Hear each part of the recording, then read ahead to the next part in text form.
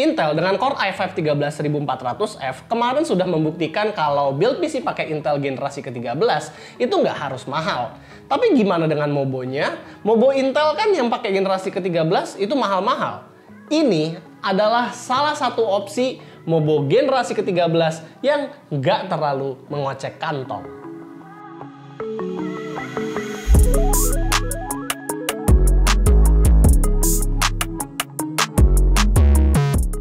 Tahun lalu, Asus merilis Mobo B660 TUF Gaming di 3,7 jutaan rupiah.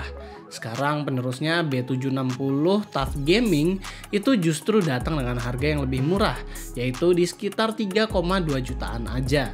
Gara-gara Mobo ini sekarang Asus B660 TUF Gaming itu jadi turun ke 3 juta pas. Dan di harga 3,2 juta, pada saat video ini dibuat agak sulit mencari lawan sepadan di merek lain karena kita menemukannya cuma ini. MSI B760 Mortar di Indonesia baru ada yang versi DDR5 di harga 3,9 jutaan, Gigabyte B760M Gaming X DDR4 di harga 2,7 jutaan, dan ASRock B760M Pro RS di harga 2,2 juta. Ada sih ASRock B760M PG Sonic di 3,3 jutaan, tapi udah DDR5 juga RAM-nya. Untuk Mobo ukuran standar ATX cuma Asus TUF Gaming nih kayaknya yang memang bermain di budget 3 jutaan dan masih DDR4. Tapi TUF Gaming ini sendiri punya versi micro ATX-nya yang harganya itu di 3 juta. Jadi TUF Gaming itu main di ATX dan micro ATX. Di dalam boxnya so far TUF Gaming ini punya kelengkapan yang sama dengan B660 sebelumnya. Kita akan melihat motherboardnya itu sendiri yang desainnya sekarang diubah sedikit dengan heatsink yang lebih tebal dan stiker logo TUF Gaming di bagian chipset. Sayangnya kita masih diberi antena WiFi yang low tier dan bukan magnetic seperti Asus yang kelas atas, dan hanya CD driver bukan flash disk. Sisanya ya stiker-stiker, buku panduan, kartu garansi, kurang lebih sama lah dengan B660 sebelumnya. Masuk ke spesifikasi, motherboard ini mempunyai desain yang ya tough banget lah ya. Desainnya didominasi warna hitam dan ada warna kuning juga buat jadi secondary color. Ciri khas TUF Gamingnya juga kental banget, melihat di bagian I/O dan chipset dia ada corak TUF-nya tersebut. PCIe slotnya ada 2 di atas dan di bawah, sementara juga di tengah ada 2 mini PCIe slot juga. Tapi yang support PCIe Gen 5 hanya yang bagian paling atas aja. Buat kapasitas storage, motherboard ini mempunyai 3 NVMe slot, dimana ketiganya udah support Gen 4 SSD. Yang atas mengambil LAN dari CPU, sementara yang 2 di bawah itu mengambil LAN dari chipset. Ya kalau soal SATA, Mobo ini punya 4 SATA port, 2 menghadap ke samping dan 2 lagi di bagian bawah. Fan headernya total ada 7, di mana 3 ada di bagian atas, 2 di bawah prosesor, dan 2 lagi di bawah dekat port SATA. Oh ya, untuk power pin CPU, Mobo ini juga menggunakan 2+8 power pin, dan gak lupa ada juga USB 3.2 Gen 2 konektor di depan untuk Type-C front I/O. Asus TUF Gaming B760 ini hadir dengan 12+1 power phase atau sedikit lebih baik dibandingkan versi B660-nya yang masih pakai 10+1 power stages.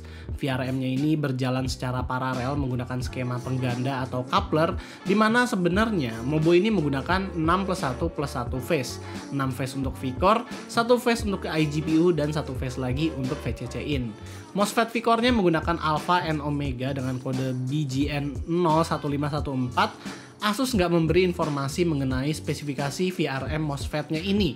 Kemudian untuk PWM controllernya menggunakan ASP2100R yang juga merupakan chip rebranding penamaan Asus yang kita juga tidak tahu bagaimana speknya. Namun spekulasi kita sih harusnya PWM controller ini sudah support sampai 8 phase. Secara spek ini masih lebih sedikit di bawahnya Asus B660 yang ROG Strix-nya, walaupun ya mirip-mirip lah. Untuk testbed, sorry banget kita nggak punya prosesor Intel generasi ke-13, jadi kita hanya pakai Core i7 12700K aja dalam pengujian ini. Untuk CPU coolernya kita pakai Corsair H115i, RAM-nya kita pakai Apache Knox 16GB 3600, GPU-nya kita memakai Radeon RX 6600 XT yang kita masukkan ke dalam casing Corsair iQ 7000X. Sebelum kita pakai PC-nya, kita mesti melakukan setting terlebih dahulu di menu BIOS, paling enggak ada dua settingan yang kita mesti tahu. Pertama, nyalain profile XMP untuk memori RAM dan setting power limit untuk CPU. UI BIOS-nya ya kurang lebih sama dengan B660-nya, jadi sama persis TUF Gaming. Untuk setting XMP kita bisa ke menu AI Tweaker lalu ke menu AI Overclocking Tuner, dan di sini kita bisa mengubah profilnya entah itu jadi XMP 1 atau XMP 2 supaya RAM yang kita pakai itu bisa jalan di speed DDR4 3200 atau 3600 sesuai dengan RAM yang kita gunakan. Terus untuk power limit kita bisa atur di menu Asus Multicore Enhancement, ada 3 menu di sini, disable, enable, dan enable dengan suhu maksimum 90 derajat. Kenapa 90 derajat? Karena kalau pilih disable atau enable, suhu maksimum CPU-nya itu bisa tembus di 100 derajat Celcius. Mobo ini sendiri bisa diatur RGB-nya dengan Armoury Crate, yang dimana ini adalah salah satu software the best buat melihat status atau info komputer kita. Pengujian pertama kita akan tes di Cinebench R23 multicore 10 menit. Di sini kita pakai settingan default bawaan Intel Core i7 12700K atau kita pilih menu BIOS di disable. Seperti yang kita tahu, spek bawaan Core i7 12700K ini ada di 190 watt. Pada saat menjalankan Cinebench R23, suhu CPU-nya itu udah menyentuh 100 derajat Celcius dan CPU package power-nya itu berada di 190 watt atau sesuai dengan spek bawaan Intel-nya.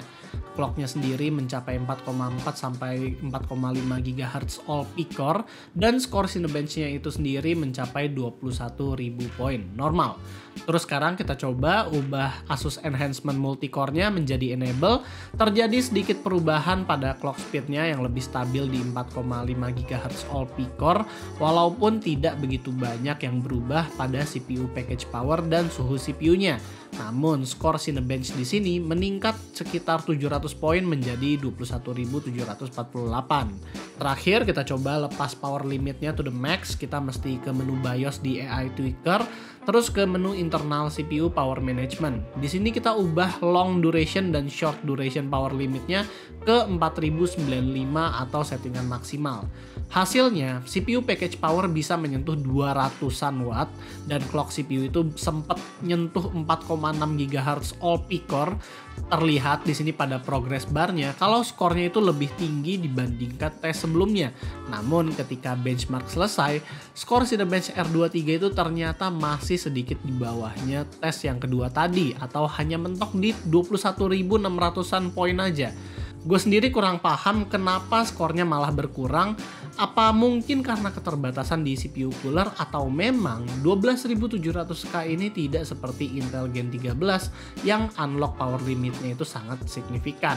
Kita juga tes sih pada saat main game kompetitif yang sangat CPU intensif yaitu Dota 2, clock speednya di sini bisa menyentuh 4,7 GHz all peak core. Jadi kecepatan pada saat ngegame itu tentu bakal lebih kencang dibandingkan rendering atau tes Cinebench yang instruksi AVX-nya itu aktif. Terakhir kita tes suhu VRM-nya, kita tes menjalankan Cinebench R23 multicore 45 menit berturut-turut. Sayang sekali Mobo seharga 3 juta ini nggak punya sensor panas di VRM-nya, jadi kita akan mengukurnya melalui belakang PCB, tepat di belakang MOSFET V-core-nya.